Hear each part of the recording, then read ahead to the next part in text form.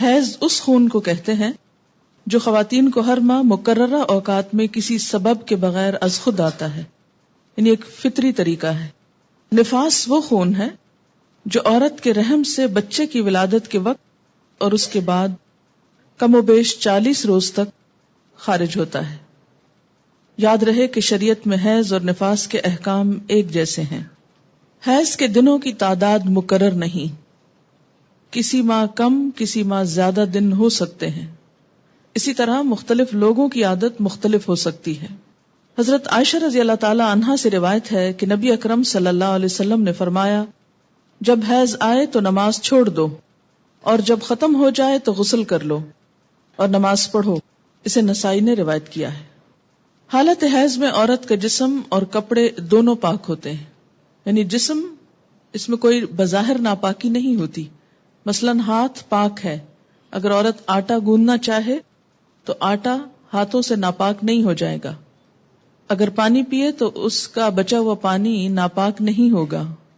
اگر کسی چیز کو چھو لے تو وہ چیز ناپاک نہیں ہوگی۔ جس بستر پہ سوتی ہے اس بستر کو دھونے کی ضرورت نہیں، جو کپڑے پہنتی ہے ان کپڑوں کو دھونے کی ضرورت نہیں، الا یہ کہ کوئی ظاہری نجاست ساتھ لگ جائے۔ حیض کی حالت میں عورت کا بوسہ لینا جائز ہے۔ حضرت میمونہ رضی اللہ تعالی عنہا فرماتی ہیں کہ رسول اللہ صلی اللہ علیہ وسلم اپنی ازواج مطہرات سے بوس و کنار فرما لیا کرتے تھے، حالانکہ وہ حالت حیض میں ہوتی۔ اسے مسلم نے روایت کیا ہے۔ حائضہ سے صحبت کرنا منع ہے، یعنی انٹر کورس منع ہے۔ غسل سے پہلے حائضہ سے صحبت کرنا منع ہے، خواہ ایام حیض کی مدت کم ہو یا زیادہ۔ دوران حیض صحبت کرنے کا کفارہ 1 دینار 4 گرام سونا ہے، جبکہ حیض ختم ہونے لیکن غسل سے قبل صحبت کرنے کا کفارہ نصف دینار 2 گرام سونا صدقہ کرنا ہے۔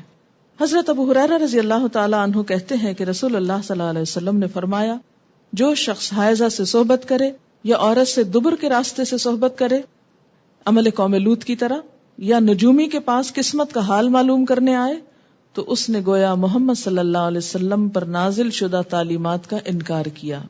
اسے ترمذی نے روایت کیا ہے۔ حضرت عبداللہ بن عباس رضی اللہ تعالی عنہ سے روایت ہے کہ رسول اللہ صلی اللہ علیہ وسلم نے غسل حیض سے قبل اپنی بیوی سے صحبت کرنے والے آدمی کے بارے میں فرمایا کہ وہ 1 دینار 4 گرام سونا یا نصف دینار 2 گرام صدقہ کرے۔ اسے ابو داؤد نے روایت کیا ہے۔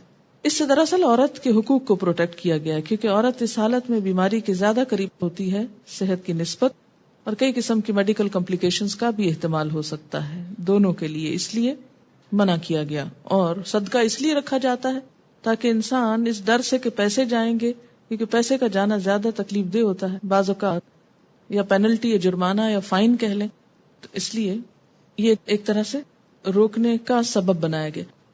حائضہ طواف کے علاوہ باقی سارے مناسک حج ادا کر سکتی ہے۔ باقی مناسک حج کیا ہیں؟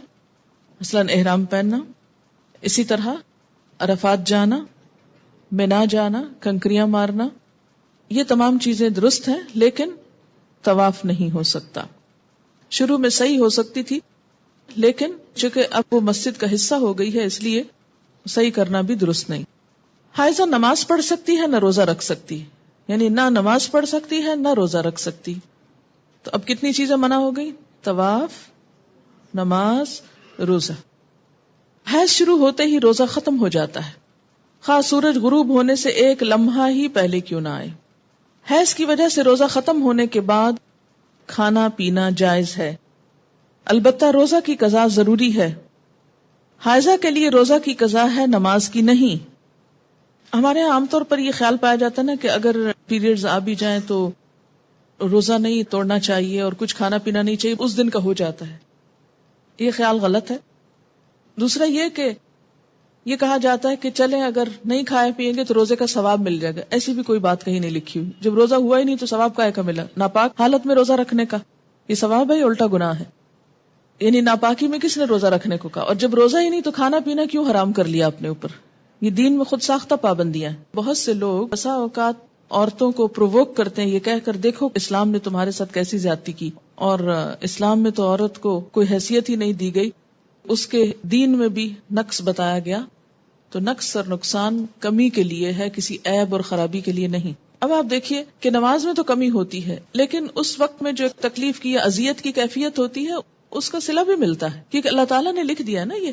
تو جو چیز اللہ تعالیٰ کی طرف سے آتی ہے اس پر انسان صبر کرے. جیسے بازو کو پین بہت ہے یا کوئی اور ایسی کیفیت ہے, تو یہ ایسے حالات میں صبر کرنا جو ہے وہ اجر کا سبب ہے. اگر ادھر سے کمی ہوئی تو ادھر سے بڑھ بھی گیا اجر. ٹھیک ہے. دوسری بات یہ کہ کمی سے مراد نمازوں کی تعداد میں کمی ہے, جس کو آپ بعد میں عام حالات میں نفل وغیرہ پڑھ کے بھی پورا کر سکتے ہیں, یا پھر یہ کہ کمی سے مراد اس اعتبار سے کمی بھی ہے کہ ایک مثلا تہجد کی روٹین آپ بناتے ہیں یا نمازوں میں خشوع خضوع کی روٹین بناتے ہیں, این ابھی آپ اس حالت میں ہوتے ہیں کہ نماز چھوٹ جاتی ہے. اب کیا ہو گیا؟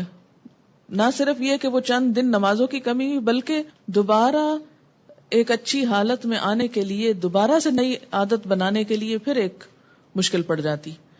تو بعض اوقات لوگ نماز ہی چھوڑ دیتے ہیں, بمشکل عادت پڑنے لگتی ہے کہ چھٹی ہو جاتی ہے, اور چھٹی ہوتے ہی پھر چھٹی کر لی جاتی ہے ساتھ. تو یہ ایک انسانی نفسیات بھی ہے. اس سے پھر دین میں پیچھے رہنے کا اندیشہ ہوتا ہے. یہ بتا کے الارم کیا گیا ہے, نہ کہ کوئی عیب بتانا مقصود ہے.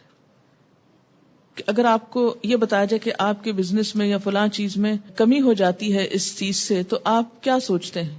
بزنس چھوڑ دوں, کام ہی چھوڑ دوں؟ نہیں, آپ سوچتے ہیں اچھا اس کمی کو پھر اور کہاں سے پورا کروں. کسی بھی چیز میں جب کسی بھی چیز کی کمی کا سبب بنتا ہے اور اس کو بتایا جاتا ہے یہ کمی ہونے لگی ہے. مثلا اگر کسی کو بتایا جائے کہ مارکیٹ میں فلاں پروڈکٹ نہیں آ رہی ہے جس کی وجہ سے فلاں کی سیل پر اثر پڑ جائے گا اور ایک دم کمی ہوگی, بزنس ڈاؤن ہوگا, تو انسان مایوس ہو کے بیٹھ نہیں جاتا, بلکہ کچھ اور سٹرگل شروع کرتا ہے کہ کسی اور طریقے سے کمی پوری کی جائے. تو یہاں بھی جب یہ بتایا گیا کہ میں نقصان دین ہاں, تو اس کا مطلب یہ ہے کہ اس کمی کو کسی اور طریقے سے پورا کیا جائے. یہ ایک خیرخواہی بھی ہو سکتی. اگر کوئی عورت رمضان میں فجر کی اذان سے پہلے حیض سے پاک ہو جائے اور غسل کا وقت نہ ہو تو پہلے روزہ رکھ کر بعد میں غسل کر سکتی. لیکن اگر اذان کے بعد پاکی ہوئی ہے, یعنی بعد میں بھی اسپاٹ لگا ہے, اور سورج نکلنے کے بعد آپ پاک ہو رہے ہیں اور نہا رہے ہیں اور روزہ آپ صبح سے رکھ چکے ہیں, تو وہ روزہ نہیں ہوتا. کپڑے پر حیض کے خون کا داغ لگ جائے تو اتنی جگہ دھو کر اسی کپڑے پر نماز ادا کی جا سکتی.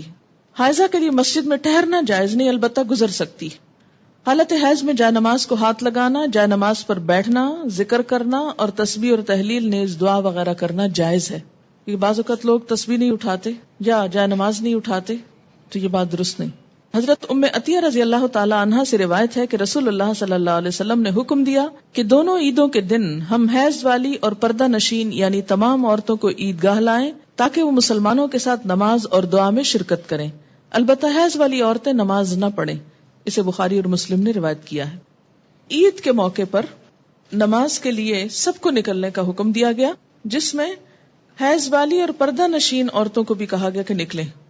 جو کبھی نہیں نکلتی وہ بھی نکلیں تاکہ مسلمانوں کے ساتھ نماز اور دعا میں شرکت کریں. البتہ حیض والی عورتیں نماز نہ پڑھیں.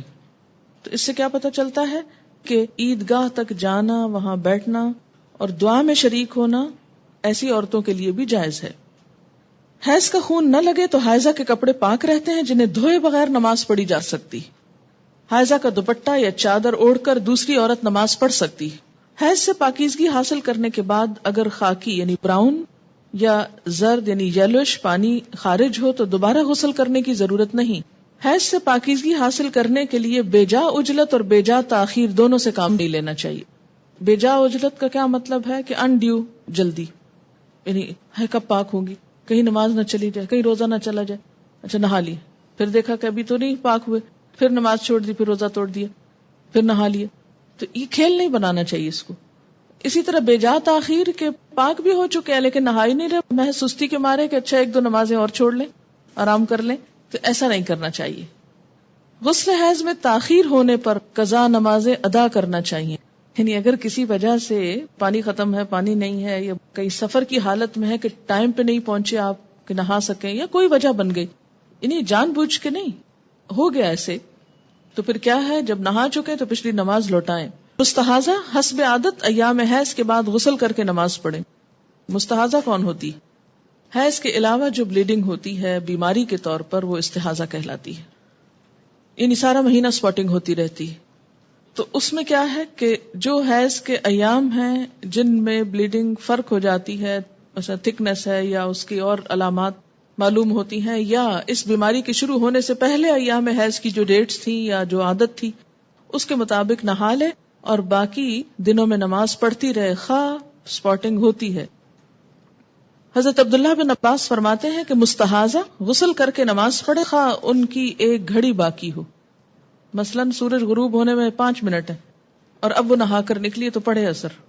جب عورت نماز ادا کر چکے تو پھر شوہر اپنی بیوی سے صحبت کر سکتا ہے، کیونکہ نماز افضل ہے، اسے بخاری نے روایت کیا ہے۔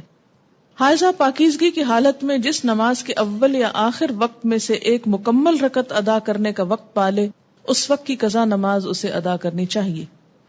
مثلاً ظہر کی اذان ہو چکی، آدھا گھنٹہ گزر گیا، آپ نماز پڑھنے جا رہے تھے، پتہ چلا پیریڈز ہو گئے، اب نماز تو نہیں پڑھ سکتے، لیکن چونکہ وقت نماز کا داخل ہو چکا تھا اس لیے یہ نماز آپ کی ذمہ ہو گئی۔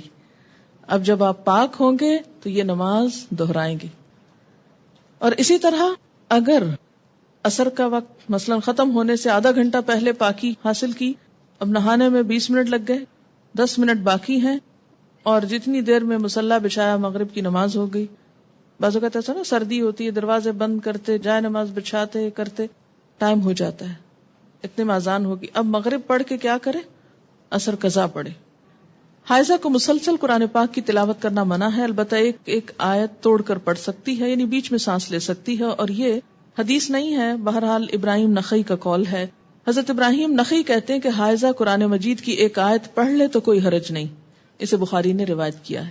یعنی اس معاملے میں علماء اور فقہاء کے درمیان اختلاف ہے، بعض کہتے ہیں کہ آیت میں سانس لے بیچ میں کٹھی نہ پڑھے، اور بعض یہ کہتے ہیں کہ اگر پڑھ لے تو حرج کوئی نہیں ہے، کیونکہ کسی صحیح حدیث میں منع نہیں کیا گیا۔ ایک روایت ملتی ہے مگر وہ ضعیف ہے۔ حائضہ قرآن مجید کو ہاتھ نہ لگائے، اگر پکڑنا ضروری ہے تو کپڑے سے پکڑنا چاہیے، یعنی عربک ٹیکسٹ جو ہے اس کو ٹچ نہیں کریں۔ شوہر کی اجازت سے حیض لانے یا حیض روکنے کی ادویات استعمال کرنا جائز ہے۔ دوران حیض بیوی کو طلاق دینا منع ہے۔